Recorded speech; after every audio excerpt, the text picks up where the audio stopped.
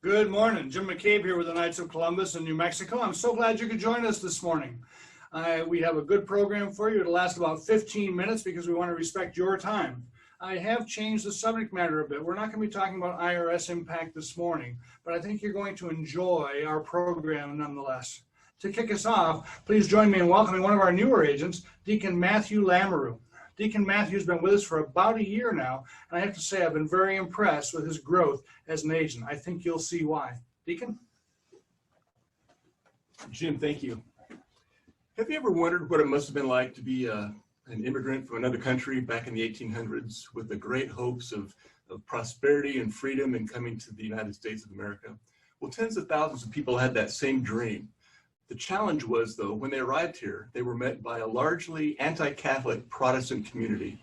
Society life was challenging at best, and work was hard to find. As a matter of fact, the men who did find work were very often given the most challenging jobs, the most dangerous jobs.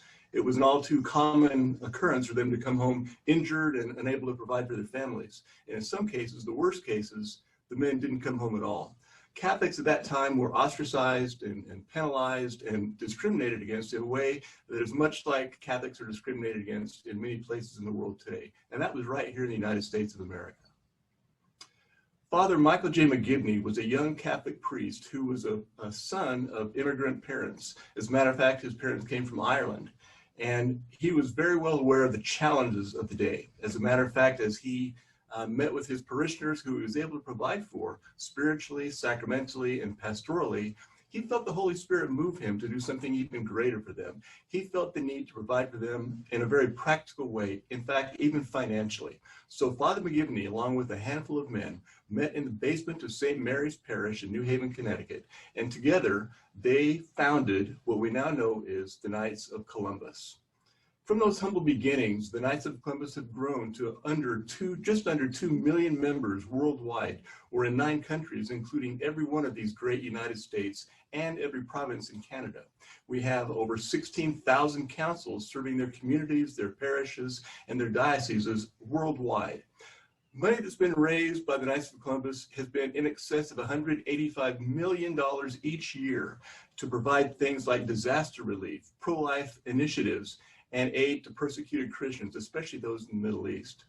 Countless volunteer hours are donated by Knights of Columbus members for the parishes, their communities, and organizations such as the Food for Families, the Special Olympics, Habitat for Humanity, and Coats for Kids, and many, many more. Funds raised by these men have been generated through Christmas greenery sales, Tootsie Roll drives, raffles, and auctions, just to name a few ways, and those funds benefit our veterans, seminarians, and local pregnancy crisis centers. As a matter of fact, we have been known to provide ultrasound machines for those pregnancy centers to aid in the fight against abortion. The Knights of Columbus provide financially for our members, again, worldwide through disability income insurance. We also provide life insurance, retirement strategies, and many other ways to help aid Catholic families. I'm very proud to be a Knights of Columbus member. Our Supreme Knight, Carl Anderson, once said, "The men who choose to become Knights are generous, and their impact is immense."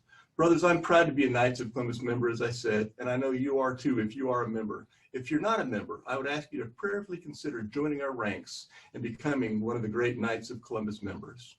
And now I'd like to reintroduce Jim, who's going to bring forward some of our other fellow agents, and you'll learn a little bit more about them. Thank you, and God bless. Thank you, Matthew. Very well done. Joining us today, we have several of our agents, Raul Chavez, Michael McCabe, and Henry Drees. Thank you, gentlemen, for your time that you will share with us today. Please, have a seat. You know, Deacon Matthew has just given us a very good summary of the Knights of Columbus, and I want to thank him again for that. It was very concise and very well done. And it reminds me, every time I hear a presentation like that, why I became a Knights of Columbus agent 25 years ago. So with that said, I thought we wanted to get a better handle or understand or know our agents a little bit better. So here today we've got 3 agents at the panel. We've got Matthew, and we've got Arthur behind the camera. So half of our team of 10 agents that serve the whole state of New Mexico, half of them are here for you today. And again, gentlemen, thank you so much. So looking at background a little bit, let's see, Raul, you've been with us for about 2 years now, haven't you? Yes, sir. Tell us a little bit about your family. Well, Jim, I am blessed to have a wife and many kids, 9 in fact, and that may be hard to believe. That's a baseball team, isn't it? It is a baseball team. Very blessed, and we've been in the Catholic faith and trying to raise our kids in the Catholic faith. The Knights of Columbus have been wonderful part of that faith journey, and our whole family has embraced it. We feel very blessed. I know for my part, I've been a member for about 30 years, and I really feel like being a member of the Knights of Columbus has helped me become a better Catholic husband, a better Catholic father, and certainly a better Catholic man. So I would agree with you there. Henry, tell me a little bit about your parish. Where do you parish now? I attend Our Lady of Annunciation, which is a very vibrant Catholic community, thousands of members, and a very good pastor, Monsignor Voorhees. And I also sing with the choir and cantor at the 10:30 Mass. That's here in Albuquerque, right? Yes, sir. That's Manila, Wyoming. Very good. Yes, I think it is a very dynamic parish. And so, Michael, tell me a little bit about your career. What did you do before you became a Knights of Columbus agent? Well, originally I was in the hospitality field. I loved working in hotels. It was like a family atmosphere. Then I went overseas and taught English for 7 years. And I find coming back to the Knights of Columbus and having been the Knights of Columbus, this is like a family again. It's fantastic. You became a member of the Knights of Columbus the week you turned 18, didn't you? Yes, I did. Yes, you did. I was there. I know. In case you don't know, Michael's my son. And and so, Raul, how about you? What were you doing before you started here? Before I became an agent, Jim, I was actually, as you well know, I was in a whole different field. I was in the natural gas industry. I was a pipeline welder. And I felt very blessed to have that and to support my family in that way. This opportunity did come up. My Knights of Columbus journey, my adventure, had been very, very positive. And I thought it would be an honor to represent the Knights as an agent. And I feel blessed to be here and to serve the members. Well, so it's interesting today that I find you're sitting next to your mentor agent, aren't you? That's He's right. the guy that got you involved, isn't he? That's true. It's your fault, Michael. I know. He blames me for everything. Well, he's our senior agent. He's been with us for 10 years now. Henry's been with us for 3 and Raul for 2. Let's see, Deacon Matthew's been with us for just under a year, and Arthur's been with us for just under a year at this point. We have good cross-section of good Catholic men. Henry, tell us a little bit about what you were doing before you started with the Knights. Well, I've been working independently as a salesman since I was 8 years old. So I've been in various field positions selling. I sold tools and tractors at Sears, and I had a farmer's agency, and now I'm with the Knights of Columbus. Very good. We're glad that you're here with us. I have to say, our men come from very different backgrounds, and there's no perfect formula as to what makes a good Knights of Columbus agent, but there's a couple of things we look for. We look for strong communicators. We look for people who have a high degree of empathy so that they can connect strongly with our families, because we're all about service. Everything we do, our team does, is based upon the promise of Father Michael J. McGivney. We're not here just to help in times of crisis. We're not here to make the best out of a bad situation. We're here not just to help families survive, but we're here to help them thrive in good times and in bad. And these men help keep that promise.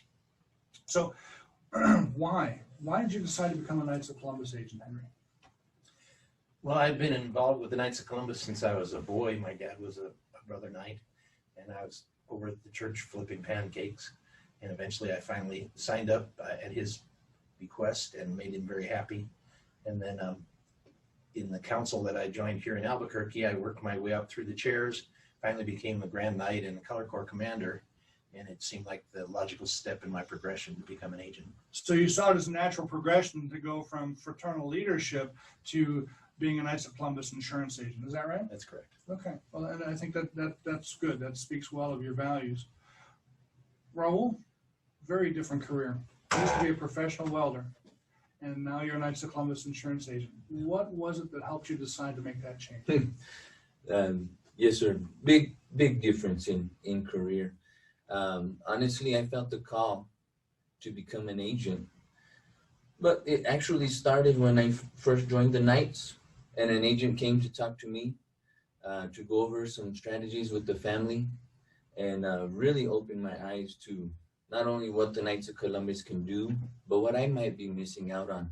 And since that day, things have been very different. And so I wanted to continue that and help other families in the same way. Very good. Well, there's one other thing that I can tell you. I can tell you every man on this team has been handpicked by me.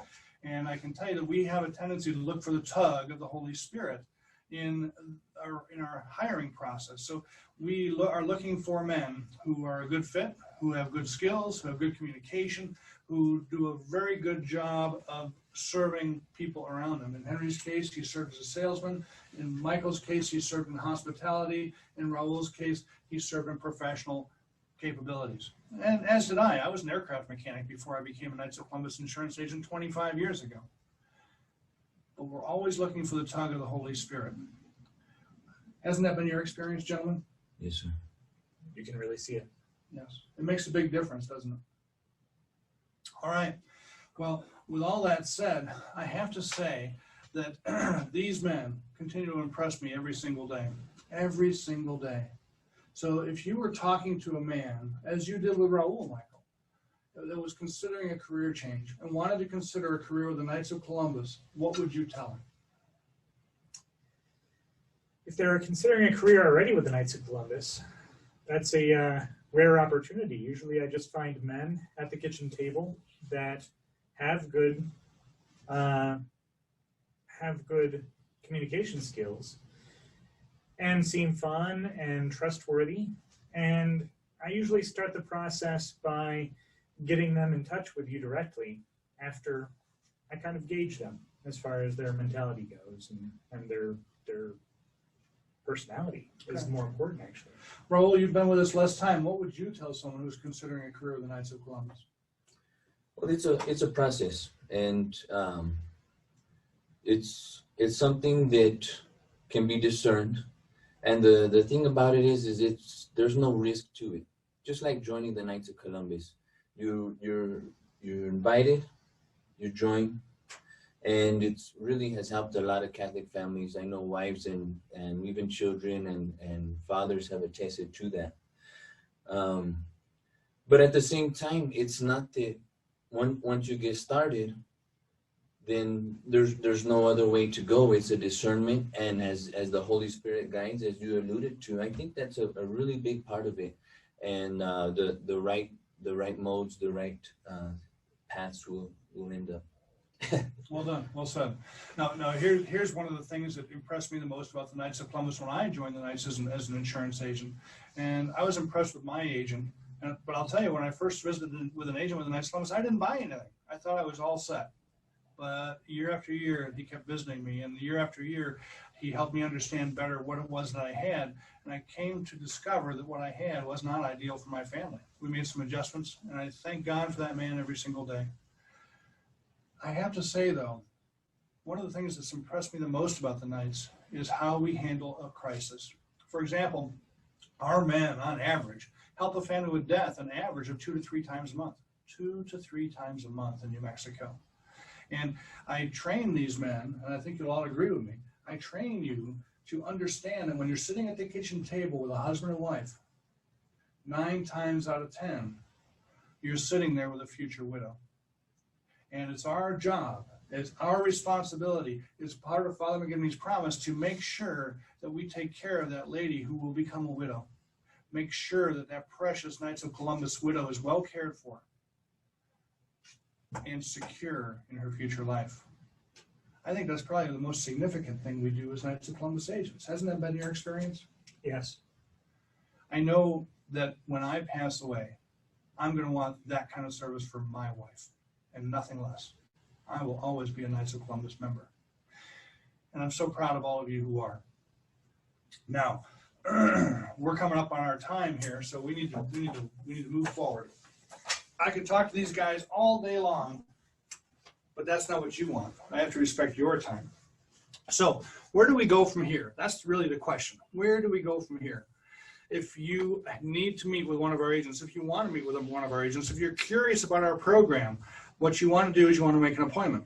The best way to make an appointment to speak with one of these men is to go to our website, NMKnights.com. That's NMKnights.com. You'll also find that it's our YouTube channel and our Facebook handle. So NM Knights will always get you to us. You could also call the office. When you call the office, you'll speak to a beautiful woman who I married 43 years ago. Her name is Eva, and she's our admin for this office. And you can reach us at this number, 505-830-5770. Once again, 505-830-5770. Some of my Toastmasters friends are going to harass me about the low-tech nature of me conveying this to you, but it works, doesn't it? All right. Do we have any questions, Arthur? Yes, sir. We have a question from Robert S. He asks, what are the requirements to become a Knights of Columbus agent? That's a very good question, Robert. What does it take to become a Knights of Columbus agent? Well, the minimum requirements are that you have to be a member of the Knights of Columbus. So what does it take to be a member of the Knights of Columbus? You have to be a man, a Catholic, 18 years or older. That's just to get you in the door to start a conversation. From there, we start an interview process. We typically go through a 5-interview series before we select a man for this position. I can tell you that I talked to probably 25 to 30 men before I decide on the right one. And that's unlike a lot of commercial companies that will hire those 30 men and let 28, 29 of them fail to find the one that they need. What we do is on the front side, we find the men that are most likely to succeed, and then we pour all of our resources into them to help them get there. We want to make sure that they have the best chance of succeeding before they come onto our team to serve you and your family. Does that answer your question? We have another question from Samuel T. Do I have to be a member of the Knights of Columbus to have insurance with the order? That's also a great question, Samuel. Deacon, are you comfortable answering that? Sure.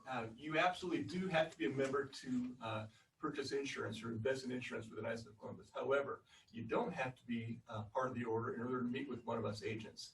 We would be happy to talk with you and your family about what your needs are, make recommendations, do some work for you up front to see what may be needed. And if there's an interest or a need, then join the Knights and you are eligible for our products. I am 100% confident that if you sit down with one of our fine agents, they're going to bring enough value to your family, enough value to your kitchen table that you're going to want to join the Knights of Columbus, that you're going to want to access the products Knights of Columbus offers. And you'll find a lot of information about products on our YouTube channel and on the Knights of Columbus website, kofc.org. A lot of information to digest, but let me say this about that. Every family is different. I can't stand here in front of you and say, you Catholic families need to have this and this and this. That would be silly and stupid and ineffective for you. What we do, what our men do, is we meet with you, we help identify what your current situation is, what your objectives are, what are your hopes, what are your dreams, what are your wants. And we put together a customized program to help get you where you want to go. That's the Knights of Columbus insurance program in New Mexico. That's what these men do every single day. And I'm so proud of them all. I think you will be too. Any other questions, Arthur? No, sir, that's it. Very good. Well, again, let me thank Deacon Matthew, Raul Chavez, my son Michael, Henry Drees, and Arthur Martinez behind the camera. And thank you all for joining us today. Thank you for your investment of time. I hope it's been worth your while. I hope things are going well for you. Take care, and God bless.